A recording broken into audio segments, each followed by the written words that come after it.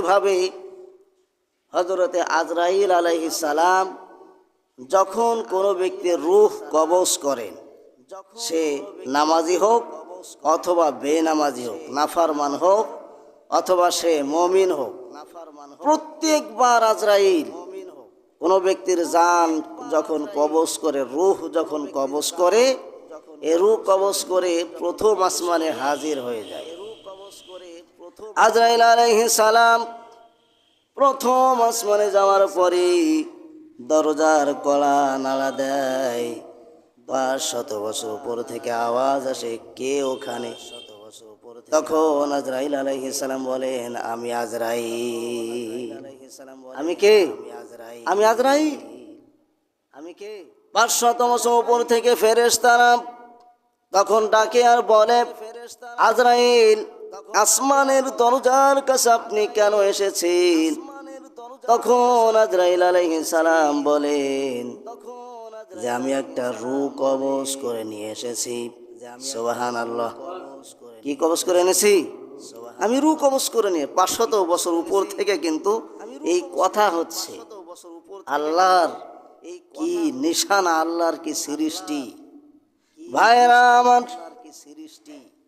তখন 500 বছর উপর থেকে ফেরেশতা আওয়াজ করে বলেন, রূহ তো কবজ করে এনেছেন, আমরা বুঝতে পেরেছি, জানতে পেরেছি। এবার আপনি বলুন, এই রূহটা কি নামাজি ব্যক্তির রূহ নাকি বেনামাজি ব্যক্তির রূহ? আজরাইল আলাইহিস সালাম যদি বলেন যে এই ব্যক্তি হলো বেনামাজি ব্যক্তির রূহ, এই রূহটা কার রূহ? বেনামাজি ব্যক্তির রূহ, আল্লাহর নাফরমান বেনামাজি ব্যক্তির রূহ। এই কথা বলার সাথে সাথে ফেরেশতা 500 বছর উপর থেকে আওয়াজ করে বলেন, হে আজরাইল, আল্লাহ রাব্বুল আলামিন নিষেধ করেছেন কোন বেনামাজি ব্যক্তির রূহ আসমানের উপরে উঠাতে আল্লাহ নিজেই নিষেধ করেছেন। সুতরাং এই আসমানের দরজা খোলা হবে না।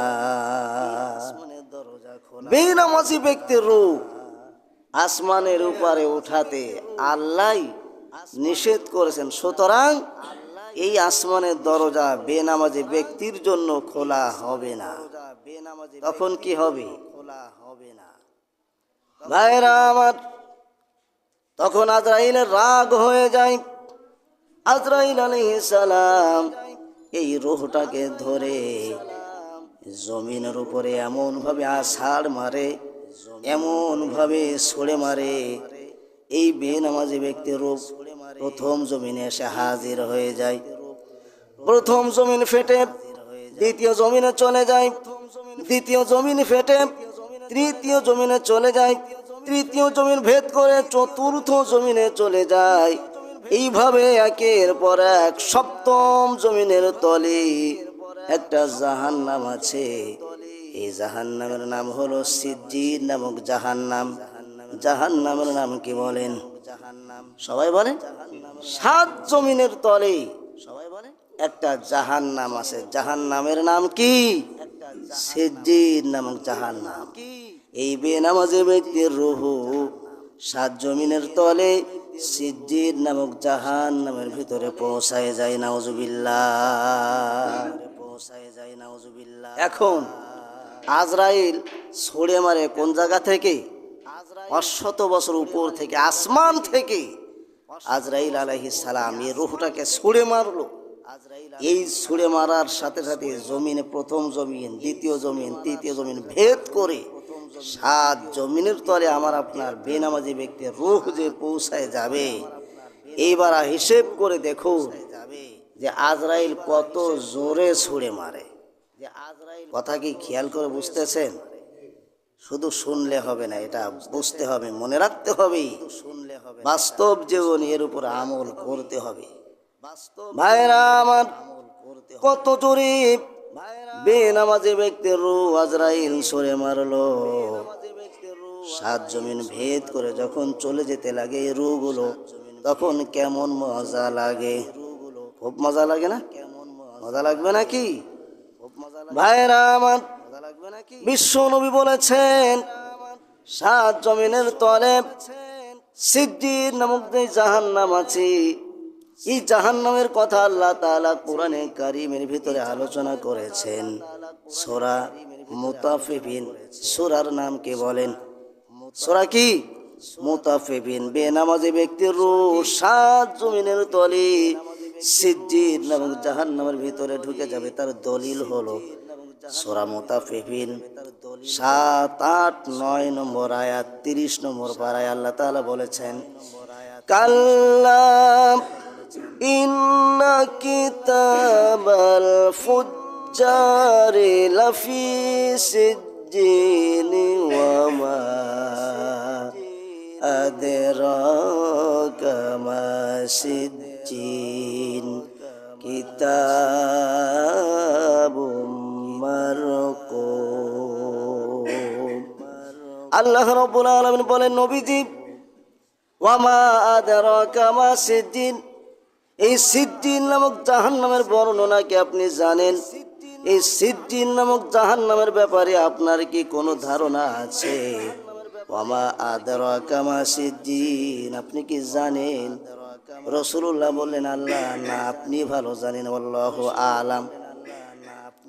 তখন আল্লাহ তাআলা বললেন, কাল্লা ইন্না কিতাবাল ফুজ্জারি লাফি সিজ্জিন, প্রত্যেক বেনামাজি ব্যক্তি, প্রত্যেক নাফরমান ব্যক্তি, ফুজ্জার, প্রত্যেক গুনাহগার ব্যক্তি, প্রত্যেক অপরাধী ব্যক্তির রূহগুলি, তাদের আমলনামা সহ লাফি সিজ্জিন, আজরাইল আলাইহিস সালাম ছুঁড়ে মারার সাথে সাথে ওর বদামল সহ সাত জমিনের তলে সিজ্জিন নামক জাহান্নামে পৌঁছায় যায়। জোরে বলুন নাউজুবিল্লাহ।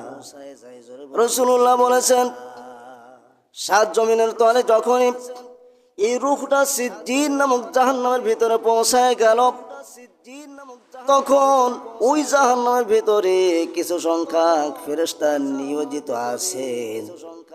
এই ফেরেশতারা দেখে যে এই ব্যক্তি জাহান্নামের ভিতরে পৌঁছায় গেছে, বেনামাজি ব্যক্তি। তখন এই রূহগুলি ধরে ওই জাহান্নামের ভিতরে দুইটা পাথর আছে, আগুনের পাথর। কি আছে বলেন? কি আছে?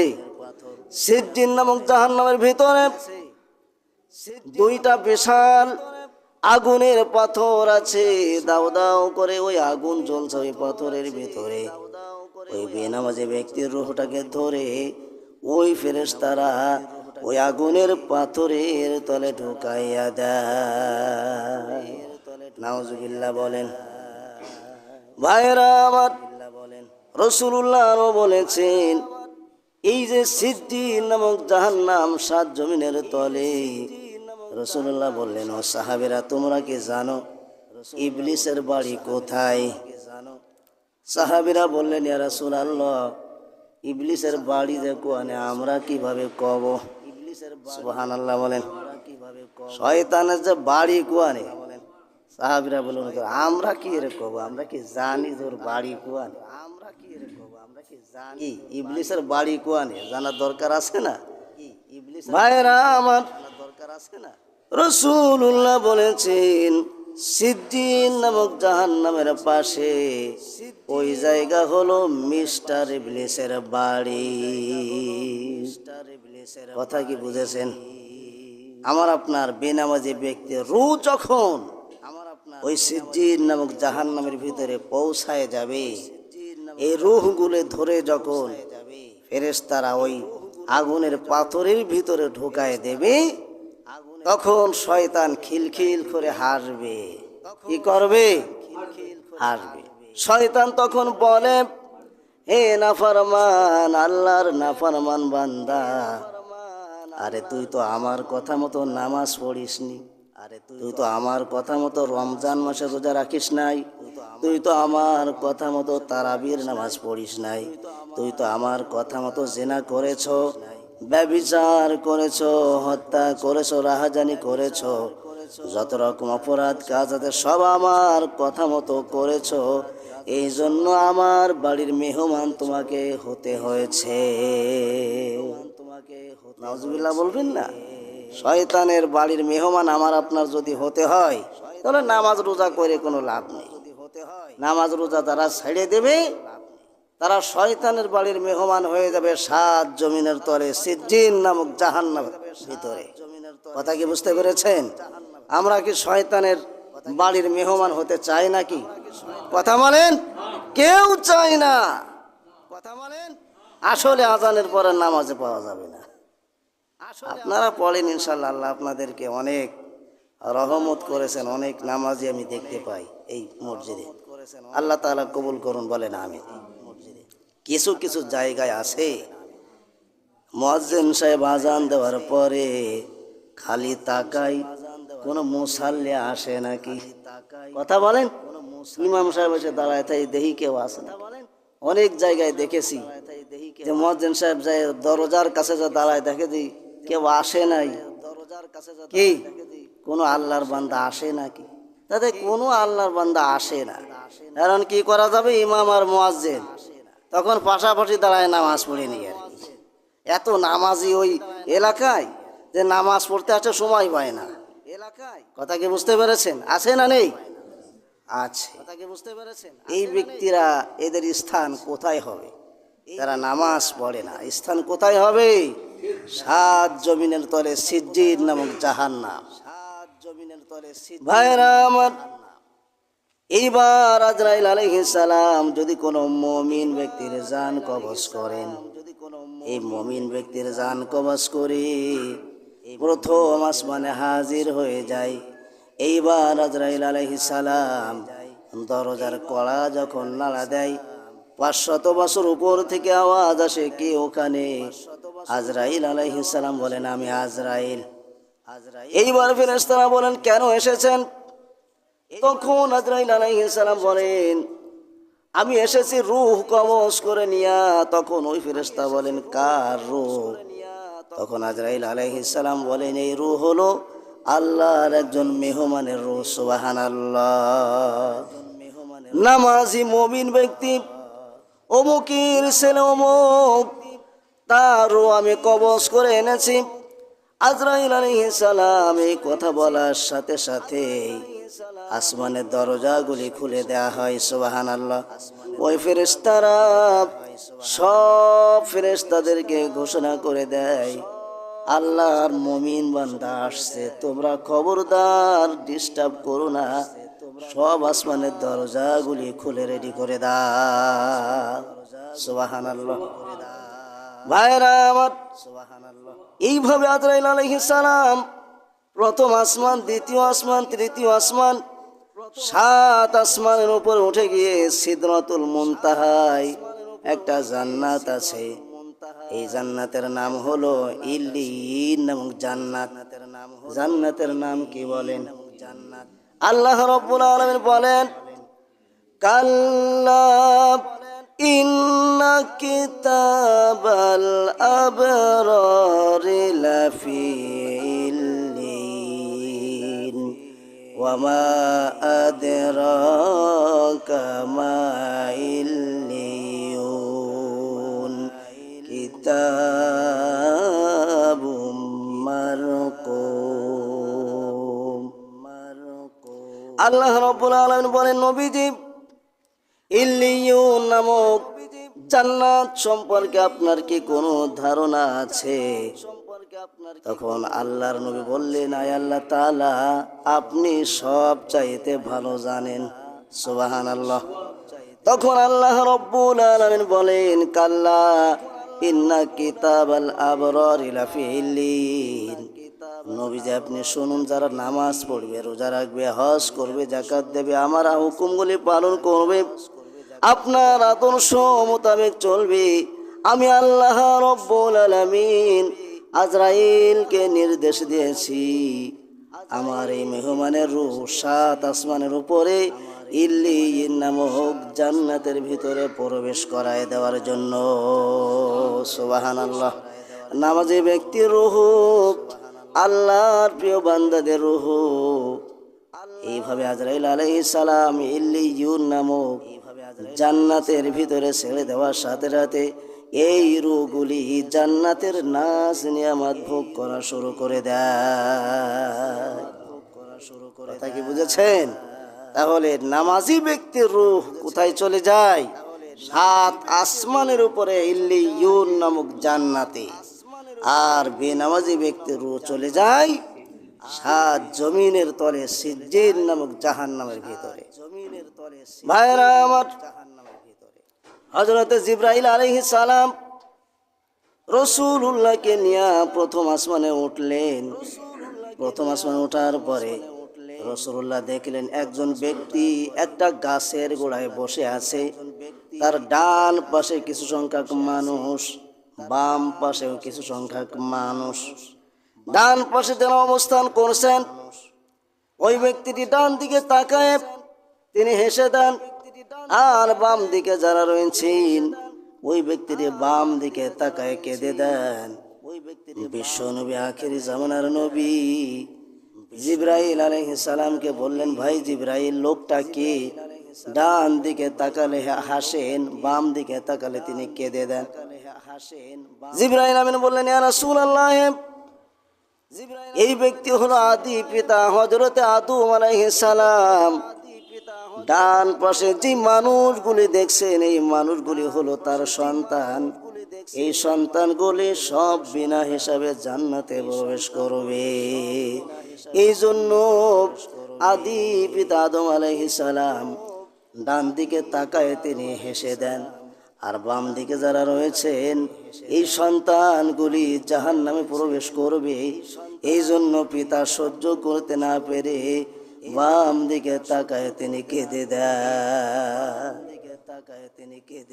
ভাইরা আমার, এইবার রাসূলুল্লাহ সাল্লাল্লাহু আলাইহি ওয়াসাল্লাম আদম আলাইহিস সালামকে সালাম দিলেন, আদম আলাইহিস সালামের সাথে দেখা করলেন।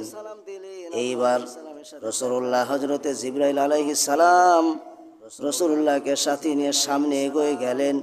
কিছু দূর যাওয়ার পরে বিশ্ব নবী দেখতে পেলেন একটা বিশাল মোরগ। কি দেখতে পেলেন? বিশাল একটা মোরগ।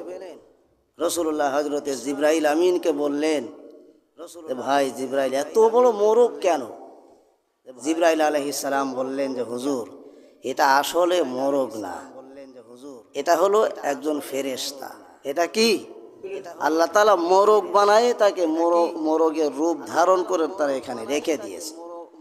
জিবরাইল আমিন বললেন, ইয়া রাসূলুল্লাহ, প্রত্যেক রাতে ভোর বেলায় শেষ রাতে মোরগের দায়িত্ব হলো সে ডাকবে। তার ডাকার পদ্ধতি হলো সে তাসবিহ পাঠ করে, সুবহুন কুদ্দুসুন রব্বুনা ওয়া রব্বুল মালাইকাতি ওয়ার রূহ।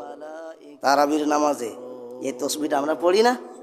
এ তো এখন উঠে গেছে, ওটা দোয়া মোটে পড়াই যাবে না। নাউজুবিল্লাহ, একটু জোরে সোরে বলেন। এ দোয়া মোটে নেই, আছে না? আমরা যে সুবহানা জিল মুলকি ওয়াল মালাকুতি ওয়াল ইজ্জাতি ওয়াল আজমাতি ওয়াল হাইবাতি ওয়াল কুদরাতি ওয়াল কিবরিয়াল জাবারুতি সুবহানাল মালিকিল হাইয়্যিল্লাযী লা ইয়ানামু ওয়া লা ইয়ামুতু আবাদান আবাদান সুবহুন কুদ্দুসুন রাব্বুনা ওয়া রাব্বুল মালাইকাতি ওয়ার রূহ। কি তসবিহ যে আমরা পড়লাম, আমরা বুঝলাম না, না বুঝেই বললাম যে মোটে পড়াই যাবে না, ও নেই মোটে। কথা কি বুঝতে পেরেছেন? 4 রাকাত পড়ে পড়ে আমরা এই দোয়াটা পড়ি না, আমরা এখন তো এটা মোটে বাদ দিয়ে দিছি, এ মোটে নেই। আমরা এখন তো এটা মোটে বাদ দিয়ে দিছি। এই দোয়া আছে না?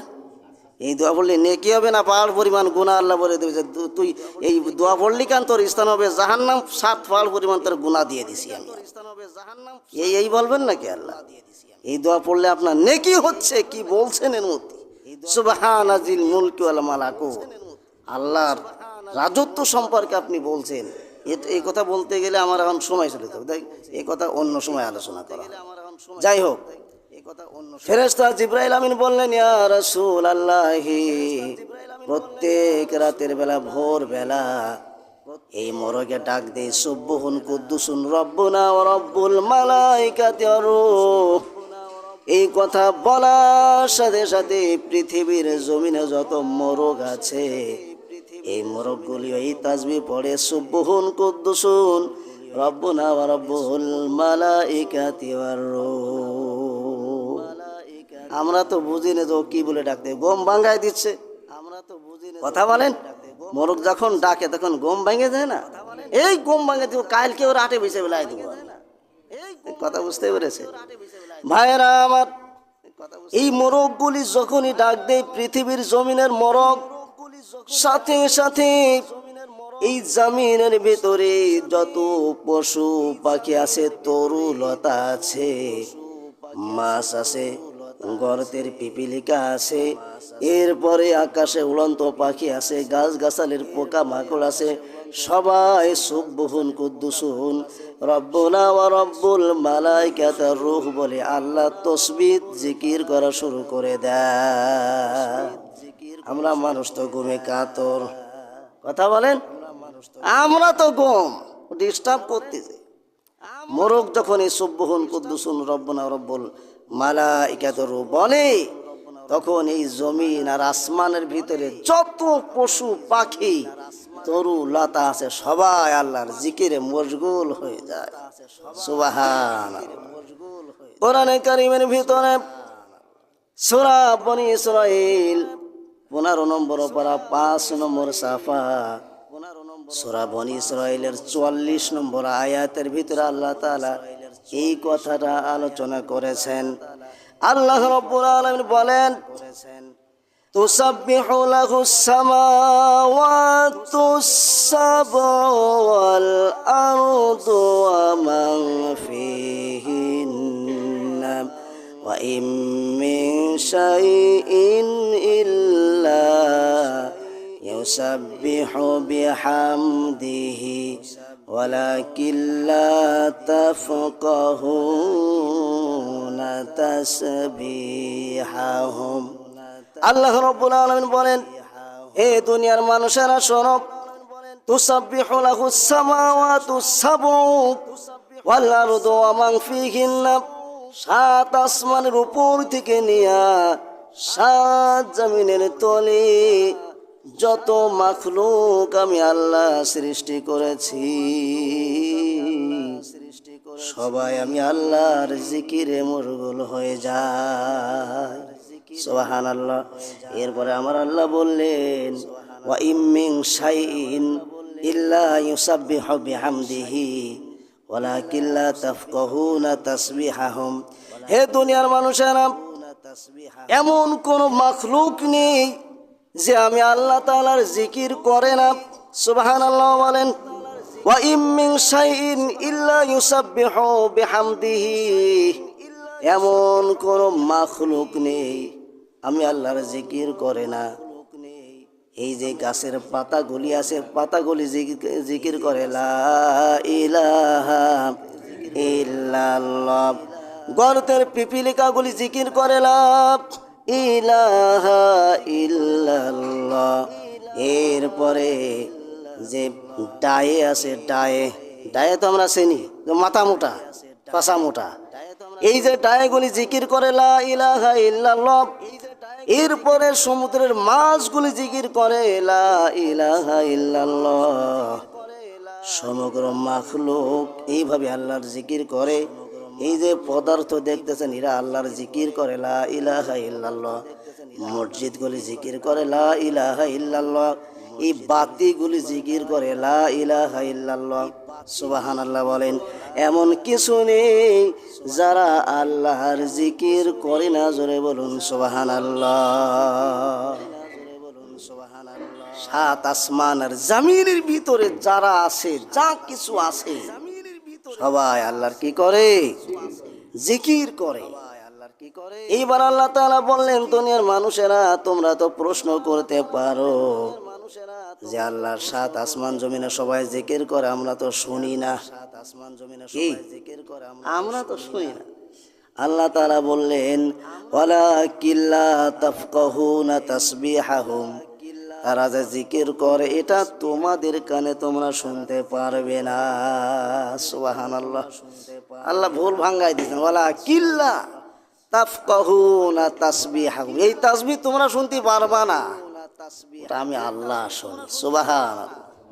ভাইরা আমার, এইবার রাসূলুল্লাহ জিবরাইল আমিনকে নিয়ে আরো সামনে গেলেন। কিছুদূর সামনে যাওয়ার পরে দেখতে পেলেন কিছু সংখ্যক মানুষদেরকে আগুনের শুলের ভিতরে চড়ানো হচ্ছে, ফাঁসি দেয়া হচ্ছে, আগুনের শুলের ভিতরে ছেড়ে দেয়া হচ্ছে।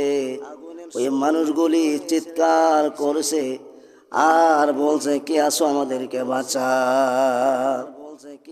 ভাইরা আমার, জিবরাইল আলাইহিস সালামকে বিশ্ব নবী প্রশ্ন করলেন, ইয়া ভাই জিবরাইল আমিন, হে জিবরাইল, এই যে মানুষগুলিকে আগুনের শুলে চড়ানো হচ্ছে কেন?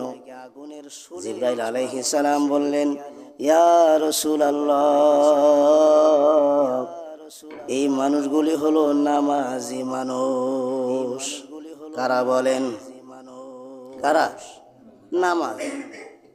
নামাজিদেরকে শুলে চড়ানো হচ্ছে কেন? নামাজি, বেনামাজি না, কিন্তু নামাজিদেরকে শুলে চড়ানো হচ্ছে কেন? আগুনের শুলে এইভাবে আযাব দেওয়া হচ্ছে কেন? রাসূলুল্লাহ প্রশ্ন করলেন। জিবরাইল আলাইহিস সালাম বললেন, ইয়া রাসূলুল্লাহ, এরা কোন নামাজি শুনুন। এরা হলো ওই নামাজি যারা শুধুমাত্র জুমার দিনে নামাজ পড়তো, আর কোনো দিন ওরা নামাজ পড়ে না। কথা কি বুঝেছেন আপনারা?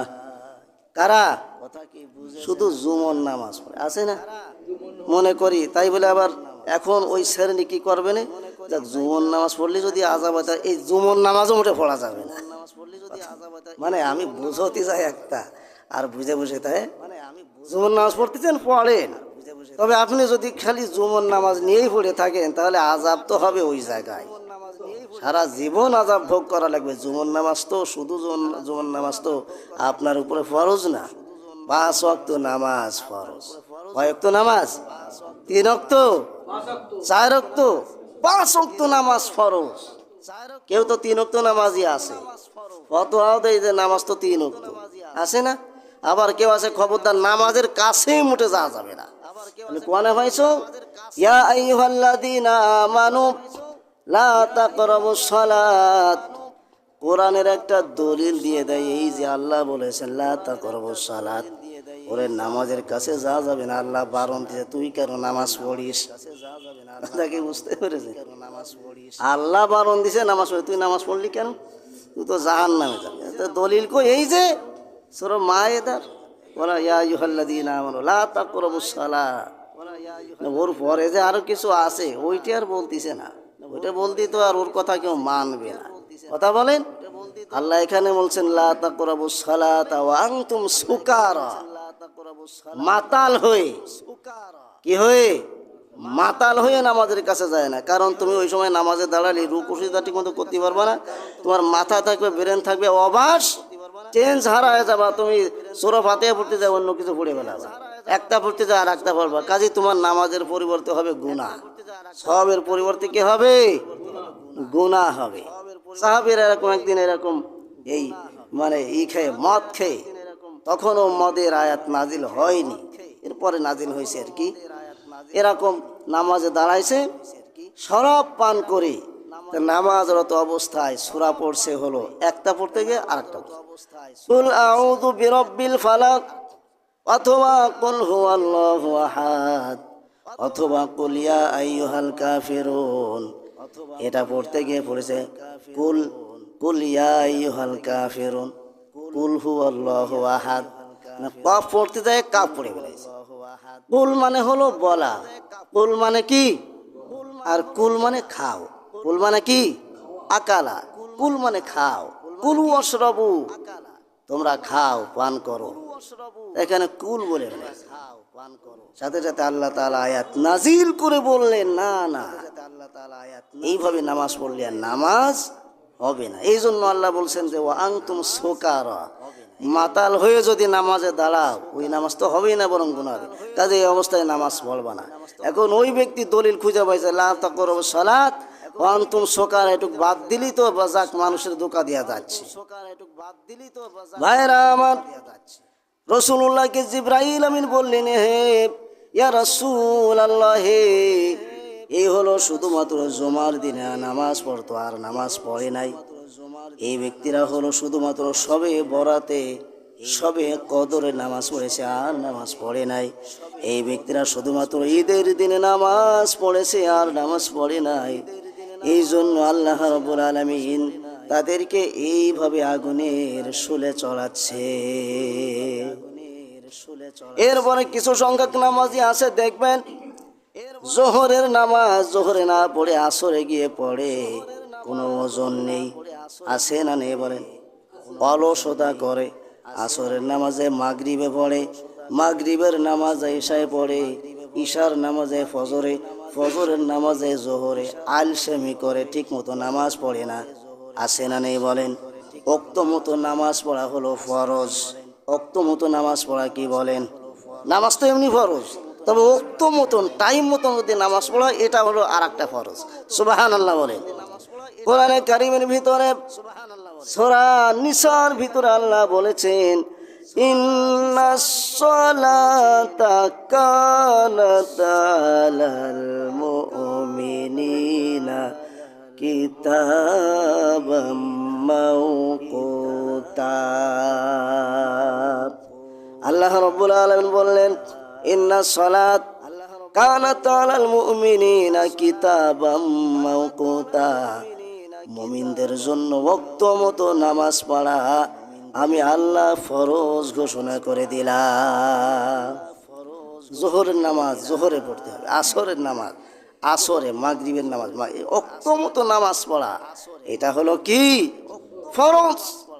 এই যে যাদেরকে আগুনের শোলে চলানো হচ্ছে, এই মানুষগুলি সঠিকভাবে নামাজ পড়ে নাই, ওয়াক্ত মতো নামাজ পড়ে নাই, যার কারণে তাদেরকে এভাবে আগুনের শুলে চলানো হচ্ছে।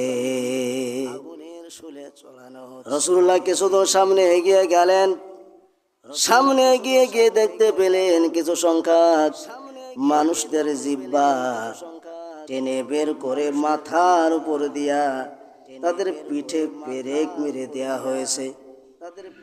কথা কি বুঝেছেন? জিহ্বা বের করে সামনে থেকে এরকম উঠায় পিছনে পেরেক মেরে দেয়া হয়েছে। রাসূলুল্লাহ হযরতে জিবরাইল আমিনকে জিজ্ঞেস করলেন, ভাই জিবরাইল, এইভাবে আযাব দেওয়া হচ্ছে কেন? তখন জিবরাইল আলাইহিস সালাম বললেন যে, হুজুর, এরা হলো ওই সমস্ত আপনার উম্মত, এরা হলো ওই সমস্ত ব্যক্তি যারা মিথ্যা সাক্ষ্য দিত। কি করত? মিথ্যা সাক্ষ্য দিত। একজনের বিরুদ্ধে মিথ্যা সাক্ষ্য দিয়ে লক্ষ লক্ষ টাকা কামাই করা মানুষ আছে না?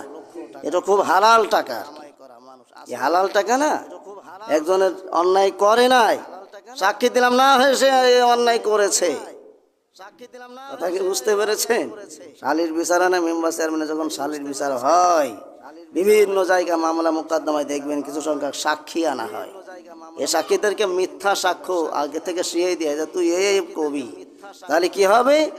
তোরে 500 টাকা দিব, 200 টাকা দেব, 1000 টাকা দেব। যে টাকার বিনিময়ে যারা এইভাবে করে মিথ্যা সাক্ষ্য দেবেন, নামাজ রোজা হজ যাকাত আপনার কোনো কাজে আসবে না। এই নামাজ রোজা আল্লাহর আযাব থেকে আপনাকে রক্ষা করতে পারবে না যদি মিথ্যা সাক্ষ্য দেওয়ার এই গুনার কাজ যদি এই আমল নামায় থাকে। কথা বুঝতে পেরেছেন? আল্লাহ তাআলা আমাদের